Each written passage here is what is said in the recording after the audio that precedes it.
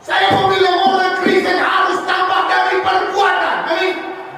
Orang percaya harus nampak dari perbuatan. Engkau mau bilang baik, tapi kau tidak membantu orang dan tidak berbuat bagi orang, engkau bukan orang baik. Engkau mau bilang engkau orang beriman, tetapi kau tidak berani untuk memberi yang terbaik bagi orang, engkau belum beriman. Orang Kristen harus nampak dari tindakannya. Orang percaya harus nampak dari perbuatannya. Percaya Tuhan akan membawa kekuatan yang baru dalam kehidupan kami. Ya Tuhan, karena itu urapi hamba-Mu dan urapi setiap kami. Hari ini firman-Mu akan berkuasa dengan sungguh atas seluruh kami. Terpuji nama-Mu Bapa di dua kami, dan kami siap dengar-dengaran firman-Mu dengan ucapan syukur dalam nama Putra-Mu yang kudus, Yesus Kristus, Tuhan dan Juru Selamat kami yang hidup. Mari kita yang percaya dan bersiap mendengar firman Tuhan, bersama-sama kita katakan amin. Haleluya, haleluya. Silakan duduk kembali Bapak Ibu. Sekali lagi saya sapa kita semua, shalom. Shalom. Di nama Tuhan kita boleh berkumpul bersama. Hari ini luar biasa sekali puji-pujiannya, walaupun puji-pujian yang sudah lampau, tapi kembali lagi boleh menguatkan kita dan mengingatkan kita bagaimana kasih Tuhan yang luar biasa dalam hidup kita. Nah, saudara, kiranya pujian yang boleh kita naikkan itu adalah sungguh-sungguh merupakan ungkapan iman kita juga kepada Tuhan. Bapak Ibu yang terkasih dalam nama Tuhan Yesus Kristus, kemarin waktu hari Rabu, di hari Rabu kami berangkat ke Parapat. Nah, di dalam perjalanan karena berangkatnya siang hari, lalu ketika itu di masuk daerah Parapat,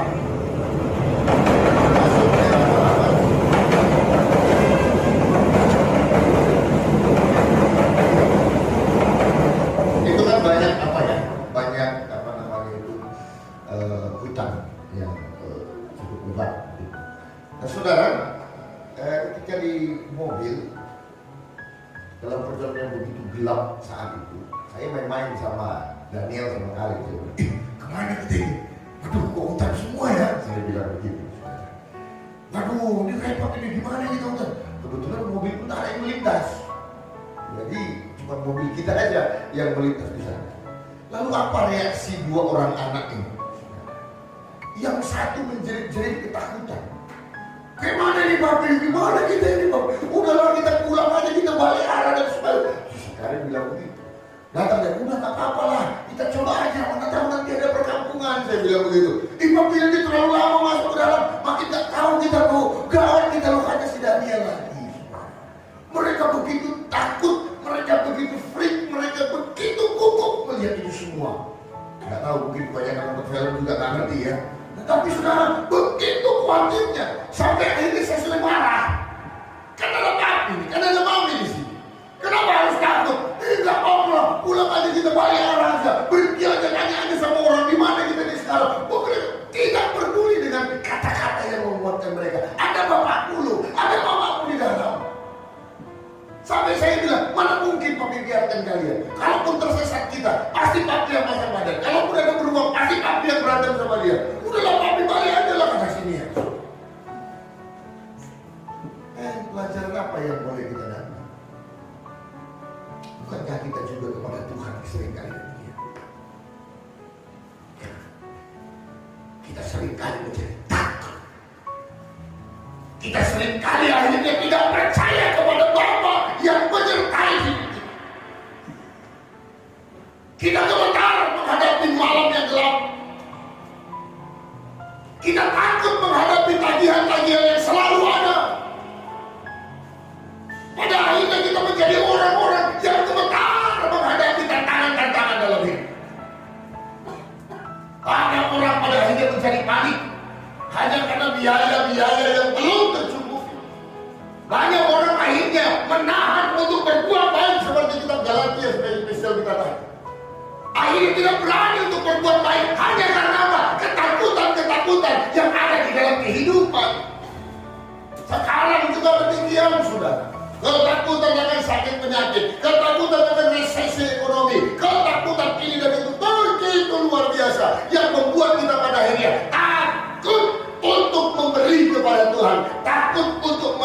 yang terbaik bagi Tuhan. Ketika saya putuskan ayo kita ke Parapan, sebagai seorang bapak saya pasti ingin memberikan yang terbaik bagi anak. Tetapi ketidakpercayaannya itu mengecewakan sebagai orang tua. Makanya selalu saya ledek-ledek begitu, saudara. Alah penakut kalian, nggak berani kalian dan sebagainya. Ketika sampai di lokasi, oh bagus sudah tempatnya papi ya, begitu. Kita seringkali dengan Tuhan juga demikian. Gimana ini Tuhan? Gimana hidupku ini Tuhan? Bagaimana untuk besok Tuhan? Apa yang harus dilakukan untuk ini Tuhan? Semua kita begitu benar. Tapi begitu Tuhan nyatakan kehendaknya, begitu Tuhan nyatakan kuasa. Oh iya, hebat Tuhan ini saya, saudara. Iman kita masih iman yang sering kali dangkal. Sehingga pada akhirnya kita tidak peduli pada orang lain. Sehingga kita pada akhirnya tidak berani untuk menjadi berkat bagi orang. Bapak Ibu yang terkasih, keadaan tidak akan membuat kita, tidak boleh membuat kita pada akhirnya menjadi orang-orang yang bisa menjadi saluran berkat bagi orang lain. Dan hari ini temanya adalah demikian, sesuai dengan kesepakatan dari PGI, adalah bagaimana kita bisa memberi kepada Tuhan dan memberi itu penuh dengan sukacita. Mari kita buka kitab kita sebagai firman Tuhan buat kita semuanya hari ini yang terambil dari kitab Ulangan pasal 16 ayat 13 sampai dengan ayatnya yang ke-17. Ulangan 16 ayat 13 sampai dengan ayatnya yang ke-16. Ulangan pasal 16 ayat 13 sampai 16. Ulangan 16 ayat 13 sampai dengan ayatnya yang ke-17.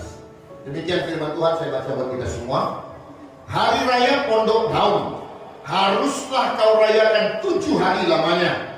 Apabila engkau selesai mengumpulkan hasil tempat pengirikanmu dan tempat pemerasanmu, haruslah engkau bersukaria pada hari rayamu itu, engkau ini dan anakmu laki-laki serta anakmu perempuan, hambamu laki-laki dan hambamu perempuan, dan orang Lewi, orang asing, anak yatim, dan janda yang di dalam tempatmu.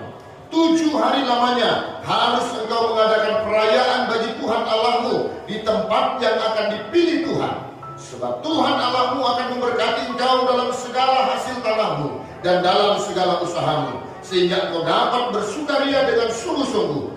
3 kali setahun setiap orang laki-laki di antaramu harus menghadap Tuhan Allahmu ke tempat yang akan dipilihnya, yakni pada hari raya roti tidak beragi, pada hari raya 7 minggu, dan pada hari raya Pondok Daun. Janganlah ia menghadap hadirat Tuhan dengan tangan hampa, tetapi masing-masing dengan sekedar persembahan sesuai dengan berkat yang diberikan kepadamu oleh Tuhan Allahmu.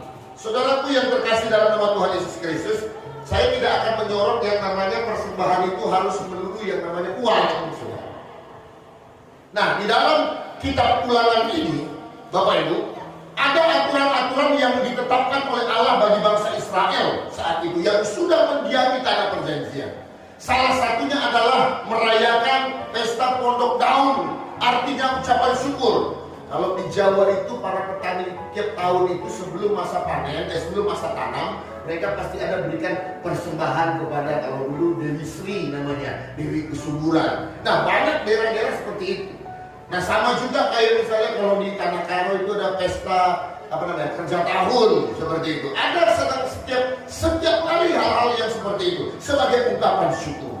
Nah, Bapak Ibu yang terkasih dalam nama Tuhan Yesus Kristus, persoalan memberi itu bukan persoalan hanya materi saja. Tapi pertanyaan begini, kalau materi aja agak susah kita, apalagi kita memberikan semua. Itu agak rancu dan agak sulit.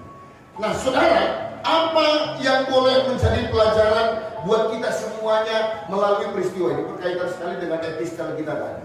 Janganlah kita jemu untuk terus boleh berbuat baik, karena kita pasti akan menuai kalau waktunya itu tiba. Nah, beberapa berkat yang boleh saya bagikan buat kita semuanya ini adalah, saudara, pada ayat yang ke-14 dikatakan, haruslah engkau bersukacita pada hari rayamu itu. Artinya apa? Tuhan mau kita senantiasa boleh memberi dengan rasa sukacita.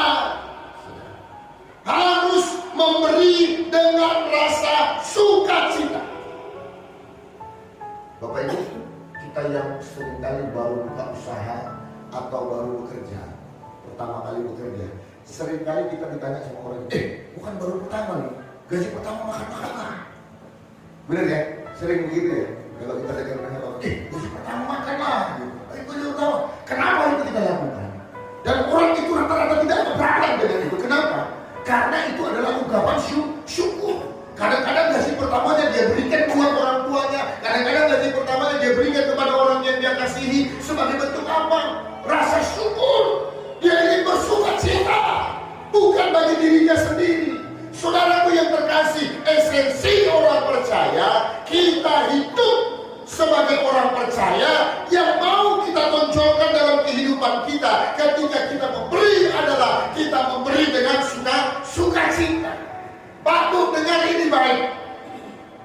Ukuran seseorang kaya bukan dari berapa banyak harta yang dia punya. Ukuran dari seseorang itu kaya atau miskin adalah seberapa banyak dan seberapa berani dia boleh menjadi berkat dan memberi kepada orang dengan penuh sukacita. Saudara, saya tidak bilang sekali lagi ini persoalan uang. Dalam hal apapun, marilah kita mencari berkat. Yabes, dia berdoa kepada Tuhan. Yabes ini artinya kesakitan. Di antara semua anak mamanya yang paling menyakitkan ketika dilahirkan itu si Yabes ini. Nah, di dalam kitab, saudara, di dalam kitab tidak dikatakan Yabes berdoa, Tuhan, berikan aku harta, berikan aku berkat, berikan aku tanah yang luas. Dia minta berkat Tuhan. Karena aku mau menjadi berkat. Bapak Ibu yang terkasih dalam nama Tuhan Yesus Kristus, inilah yang menjadi ujian iman bagi orang percaya. Saat sekarang ini keadaan memaksa kita untuk jatuh ke dalam hal yang begitu sulit. Tetapi justru firman Tuhan mau mengajarkan kepada kita untuk boleh tetap memberi bagi Tuhan. Baik itu waktu, baik itu usahamu, baik itu materimu. Saudara datang di sini pasti ada pengorbanan, Bapak Ibu. Kita bisa lebih enak di rumah nonton santai, ya ini hari Minggu, kita mau santai-santai dengan keluarga, kita bisa lakukan itu. Tetapi kita memilih untuk mau berkorban bagi Tuhan, memberi bagi Tuhan. Saya mau datang ke hadirat-Mu Tuhan. Nah saudara, kalau kita mau diberkati, maka kita harus senantiasa berani memberi dengan penuh sukacita. Bagaimana sebagai itu ungkapan syukur kita kepada Tuhan. Nah hal yang kedua, Bapak Ibu yang terkasih dalam nama Tuhan Yesus Kristus, ada sebuah cerita begini. Ada seorang bapak yang dia ini sangat rajin ke gereja dan diangkat menjadi diaken di suatu gereja. Nah di depan rumahnya kebetulan ada seorang janda miskin yang tidak punya apa-apa. Lalu kemudian si bapak ini sebagai orang yang rajin ke gereja dengar firman Tuhan, dia selalu kalau misalnya berdoa malam hari bersama dengan keluarganya, dia itu selalu ajak keluarganya, yuk jangan lupa ya, doakan opung yang itu di depan rumah itu, kita doakan opung itu. Ya, jadi tiap hari mereka berdoa, ya Tuhan berkatilah opung yang di depan rumah kami, supaya dia tertolong, supaya dicukupkan yang jadi makannya, supaya apa yang jadi kebutuhan tersedia ya Tuhan. Setiap hari si bapak memimpin doa dan mendoakan opung itu terus menerus. Tindakan yang baik bukan? Sampai satu hari anaknya yang laki-laki bilang begini satu hari, Pak, ambil baju seragam sekolah pula. Bapak yang baik dia ambil baju seragam anaknya. Ini nak pakaikan dong Pak, dipakaikan. Pak, ambilkanlah kaos kakiku, diambilkan kaos kakinya. Pakaikan apa? Dipakaikan. Pak, ambillah iniku, sepatuku. Terus ini nak Bu, kalau pakaikan apa? Pak, ambil tasku. Oh ini bapak itu marah. Kok nyuruh aja. Apa nggak bisa kalau aku nggak berbalik sendiri? Minta aja, apa nggak bisa membuat sendiri? Lalu si anak laki-laki itu bilang, gitu juga Papa. Papa berdoa sama Tuhan, Tuhan berkati janda itu, Tuhan berkati omong itu, Tuhan tolong omong itu, Tuhan berkati omong itu. Tetapi apa yang Papa berbuat? Saya mau bilang orang Kristen harus nampak dari perbuatan. Amin. Orang percaya harus nampak dari perbuatan. Engkau mau bilang baik, tapi kau tidak membantu orang dan tidak berbuat bagi orang, engkau bukan orang baik. Engkau mau bilang engkau orang beriman, tetapi kau tidak berani untuk memberi yang terbaik bagi orang, engkau belum beriman. Orang Kristen harus nampak dari tindakannya. Orang percaya harus nampak dari perbuatannya.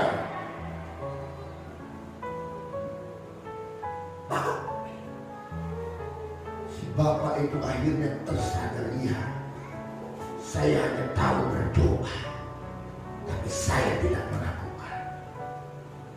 Saya hanya tahu minta sama Tuhan, padahal saya punya kemampuan untuk memberikan pertolongan.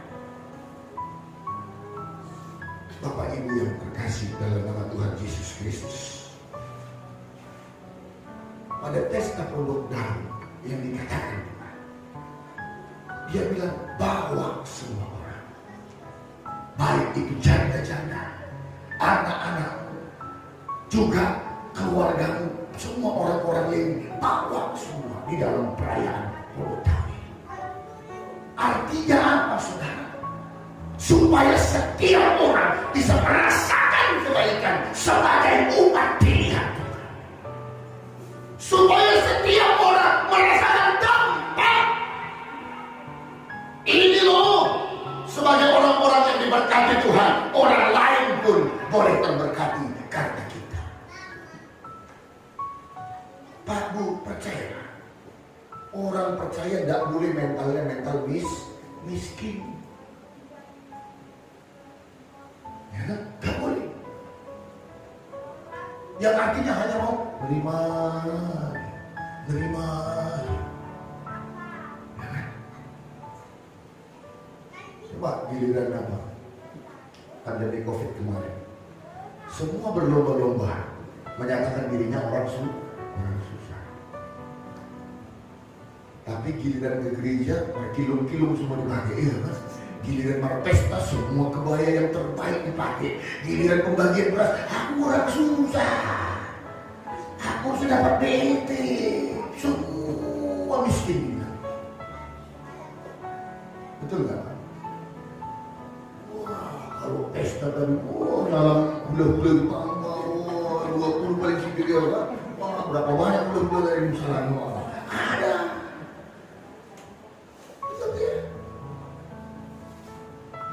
Ya, kata Pak Jokowi, akan diberikan bantuan bagi warga yang terkena dampak. Aku nih paling susah, aku nih.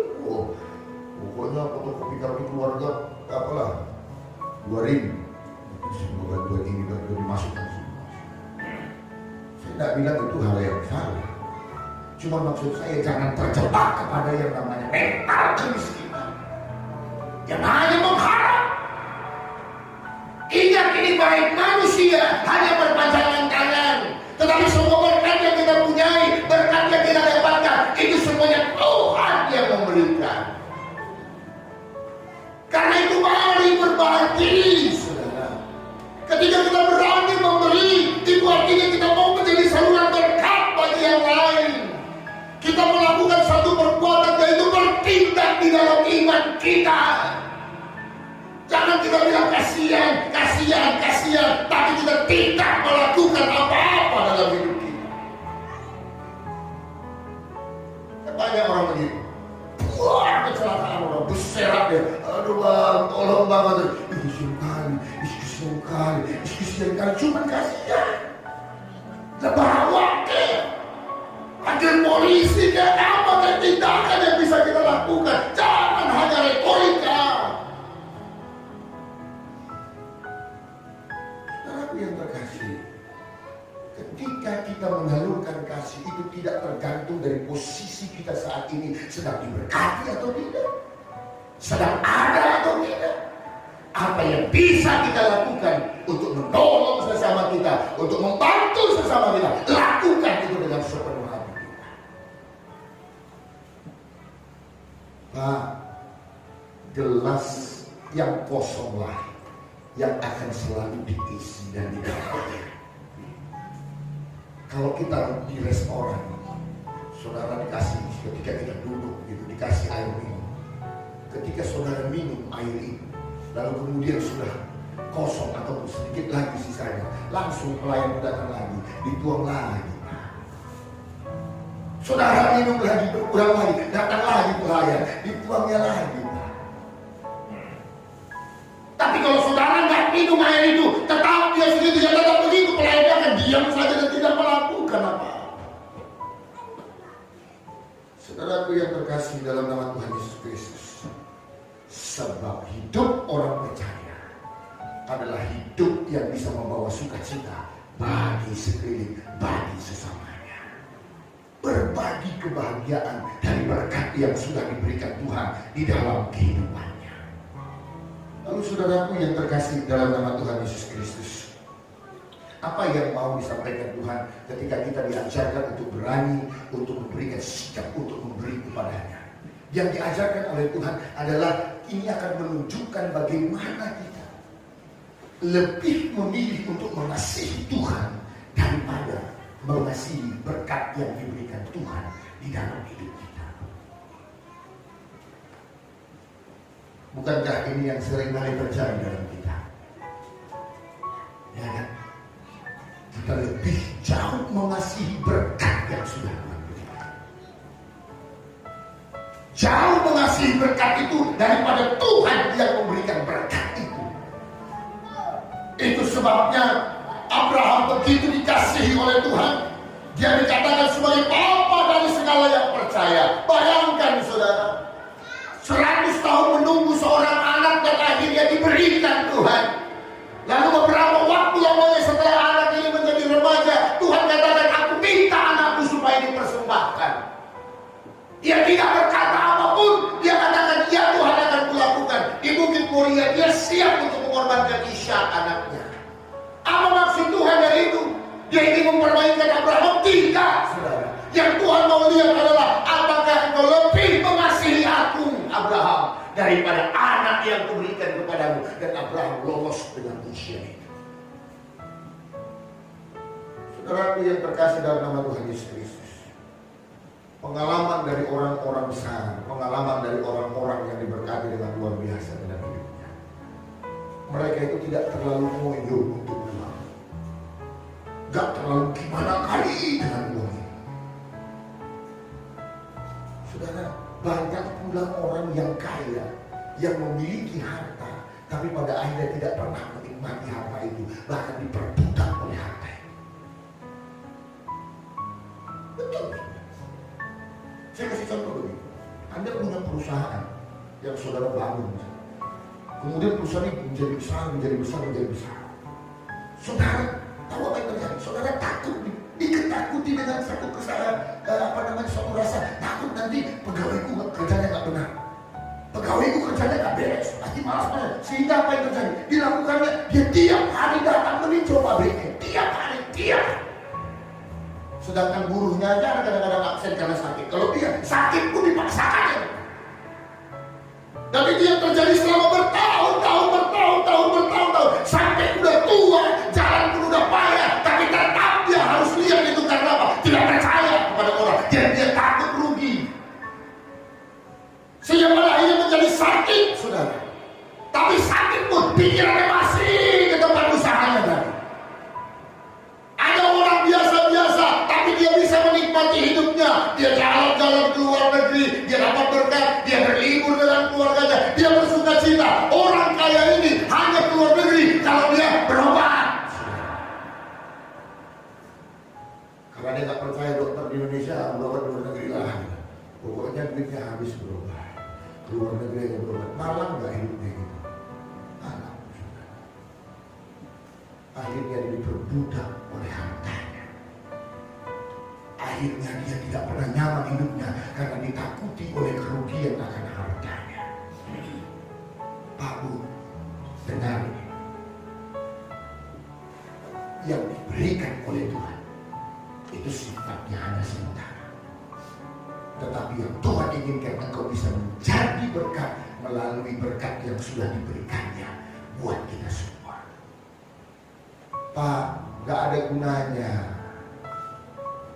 kalau misalnya ada terkapar di rumah sakit. Oh Tuhan, aku mau melayani-Mu Tuhan, aku mau rajin ke gereja-Mu Tuhan. Gak ada gunanya lagi. Sekarang saat engkau sehat, sekarang saat engkau masih kuat, sekarang saat engkau muda, berikan yang terbaik bagi Tuhan. Itu yang Tuhan mau.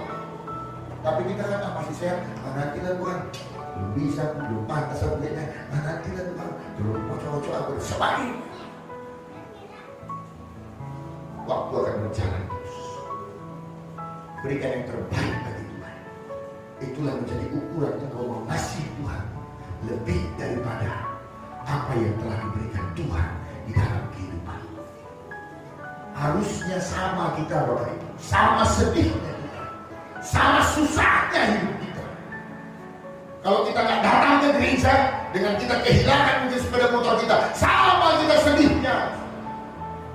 Ini enggak, coba sepeda motor kita hilang, waduh, 2 minggu mungkin stres saja bawaan kita dan sebagainya. Tapi coba kita nggak ke gereja aja, biasa, dan istirahat dulu dan sebagainya. Padahal dulu waktu masih belum diizinkan gereja, semua yang bertanya, kapan buka gereja? Kapan ibadah? Kapan ibadah? Macam orang yang paling baik semua ya. Bukan di gereja kita ini hadir semua saya lihat. Di tempat lain ada gereja-gereja yang besar yang sikit-sikit, kamu pendeta, hadiah dulu, wih kita beribadah. Wah ini pendeta ini pusing gitu, wah gimana ya? Oke lah kalau gitu gini aja lah, kita buat persektor aja lah, persektor, biar jangan radikal, biar jangan kumpul-kumpul. Udah saya dapat laporan kayak gitu. Akhirnya dibuatlah persektor. Minggu ini sektor 1 contohnya ya kan, dibuatlah. Karena alasan jemaat itu, live streaming gak enak pendeta, kurang hikmat, live streaming kurang enak, gak serius kita dan segala macam. Oke lah, kalau kayak itu persektor main-main. Diumumkan, minggu ini tanggal sekian, dibuat sektor 1. Tahu saudara yang datang berapa? Tonggo 4-5 orang. Itu pun siapa? Yang meragenda. Itu pun siapa? Yang meliturgi, yang khotbah, yang bermain musik. 5 orang. Yang lain malah tetap gak ada surganya. Ibu yang terkasih dalam nama Tuhan Yesus, ini yang harus kita tidak boleh kita lakukan. Ayo, semua yang kita dapat ini adalah berkat dari Tuhan, termasuk nafas hidup kita, Bapak Ibu. Harusnya setiap hari kita ini bersyukur. Hari demi hari berlalu, kita lihat semua, waduh, tambah lagi angka COVID. Oh, tambah lagi angka COVID. Kita nggak kena COVID, puji Tuhan ya. Walaupun kita kasihan kali ini, walaupun kita nggak boleh sebenarnya melihat orang lain kena baru kita bersyukur. Kita pun luar biasa nggak menjaga kesehatan kan gitu ya. Ada kita rupanya langsung menjaga kesehatan kali enggak. Jumpa kawan ada kita berikan juga peluang hapus. Anak-anak kita biarkan bebas ya kan. Wah dia lari sana lari sini sama kawannya begini. Ini pula lagi dia. Tapi puji Tuhan semua kita terlindungi Bapak Ibu. Bukankah itu sesuatu yang harus kita syukur? Terima kasih Tuhan, masih kau tolong kami. Terima kasih Tuhan, masih kau lindungi kami. Terus kita ke gereja pun kita malas. Melayani Tuhan pun kita berat. Papu, ayo berikan yang terbaik bagi Tuhan. Jadikan dirimu itu menjadi berkat bagi siapa. Jadikan orang lain bisa merasakan dampak dari kehadiranmu. Kalau cuma kita ini ada, saya tahu tapi tidak usah sebutkan. Ada keluarga yang terus memberikan berkatnya. Kalau saya kan orang yang paling isinan, saya nggak mau katakan harus berkeluar, enggak. Tapi ada satu keluarga yang tetap setia untuk itu. Kadang-kadang pas sombong-sombong ya sebagai hamba Tuhan untuk mulia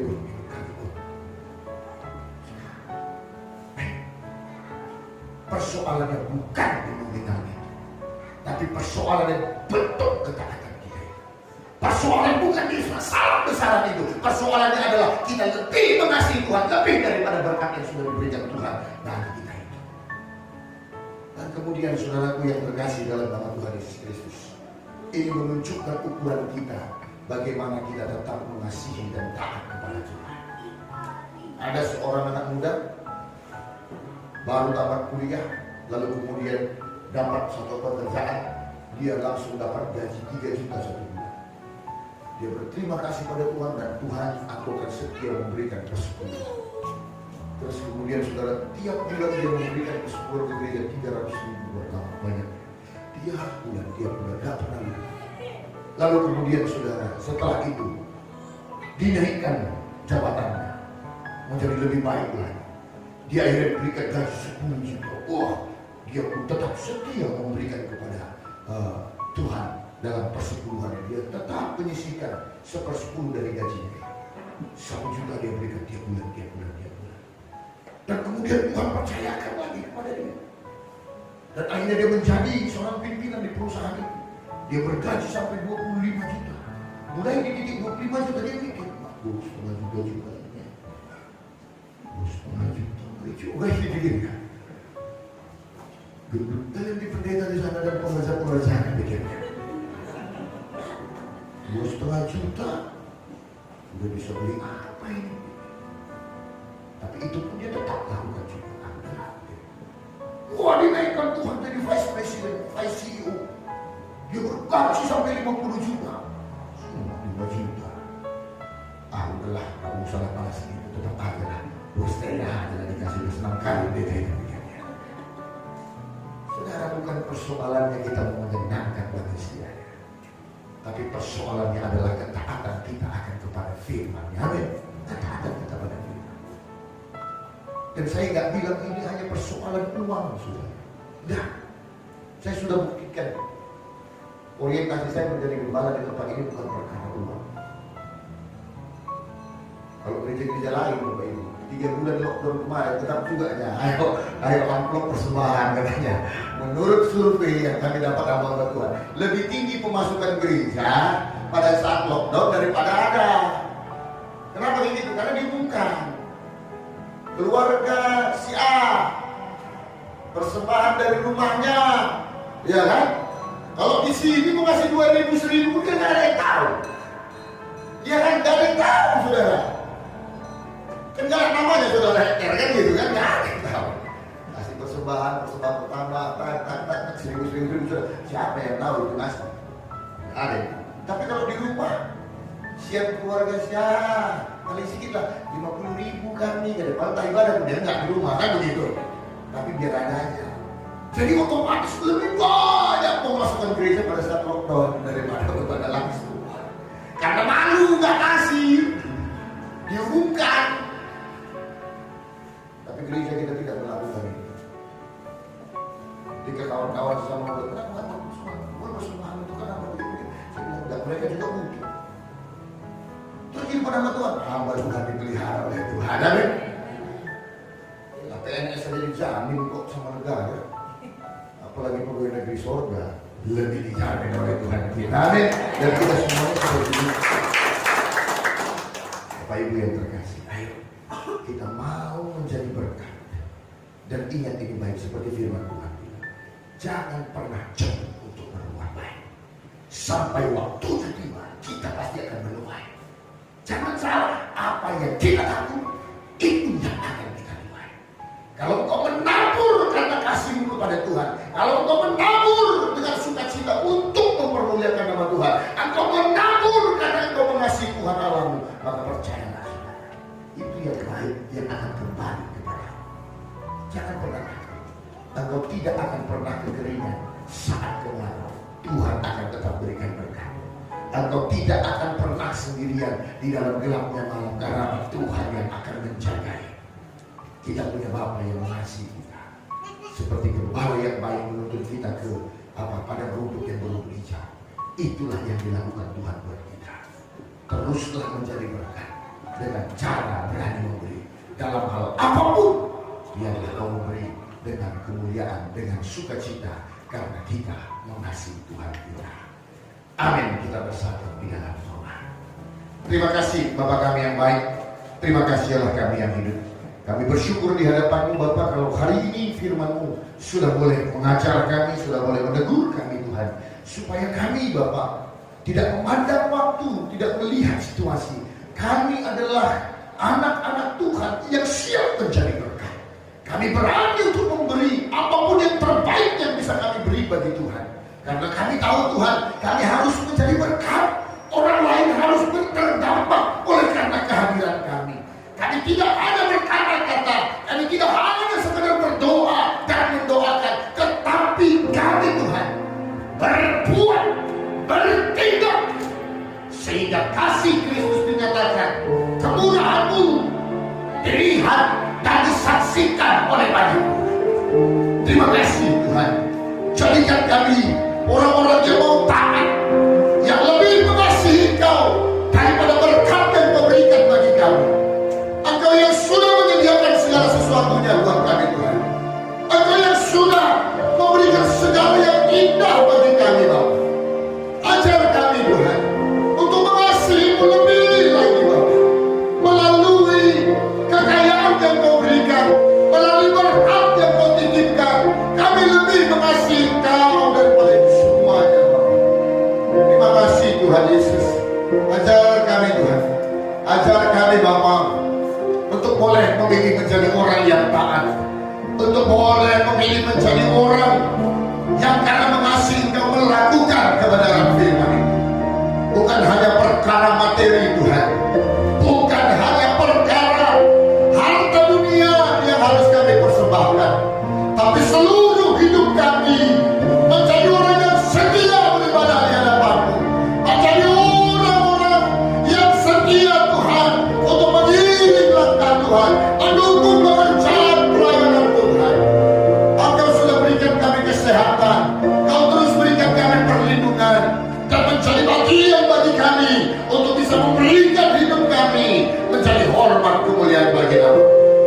Terbatai firman-Mu dalam hidup setiap anak-anak Tuhan. Biarlah kami sungguh percaya kalau hidup kami Tuhan pelihara, segala yang jadi kebutuhan kami Tuhan sanggup cukupkan. Apa yang menjadi pergumulan kami Tuhan, Engkau yang akan memberikan kemenangan atas kami. Terima kasih Tuhan Yesus. Ini doa kami, ini ucapan syukur kami. Hamba-Mu selesai berkata-kata, tetapi firman-Mu akan tinggal tetap dan disempurnakan oleh kuasa Roh Kudus. Dan kami akhiri memberikan firman-Mu pada siang hari ini, di dalam nama Putra-Mu yang kudus, Yesus Kristus, Tuhan dan Juru Selamat kami yang hidup. Mari kita yang percaya dan